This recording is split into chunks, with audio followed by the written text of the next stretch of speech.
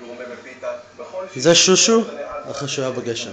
עם חומר גלם אחד, יכינו ממנו ב-20 דקות שתי גרסאות. האחת מנת גורמה מעולה וקלאסית, כזו שמנה שמגישים בכמויות קטנות, והשנייה מנה עממית, כיפית וטעימה, כזו שמגישים בכמויות גדולות, עם כפות ומגרדים את הארוחה בסוף הערב.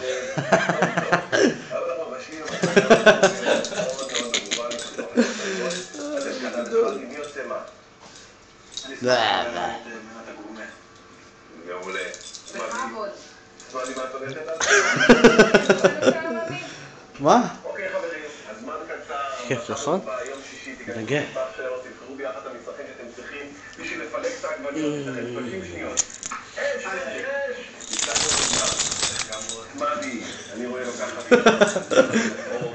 שום, מלא מלא שום. וחלקם את השום, אלקנה לוקח חלה, איך לא, גמבות, רסק עגבניות. זהו, אני לא צריך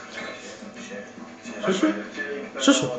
ופלפל חריף, אדום וירוק. החלטתם מה אתם רוצים להכין? כן. בחרתם לכם מה אתם צריכים? כן. אלקנה, מה אתה הולך להכין לנו? אתה הולך להכין מנה גזפצ'ו, מנה קל, עם הפתעה מיוחדת, שיעור בסוף.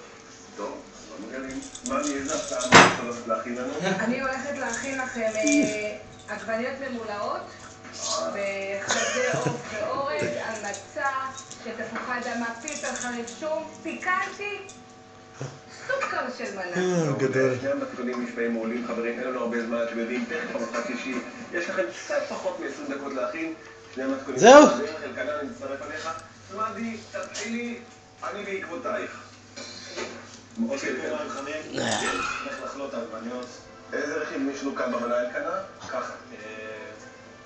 גם באדומה, כן. קום. גם בירוקה כמובן. זהו? שום מיונז, טבסקו. ביי ביי.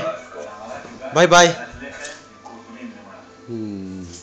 וכל זה ביחד עשיתי חישוב מהיר, וזה עולה 58 שקלים. יש לך איזה טיפ בשבילנו גם? בשביל לחלוט את העגבניות, אני רואה שאתה חורט את העגבניות. אני חורט בעליץ, ככה זה יעזור לי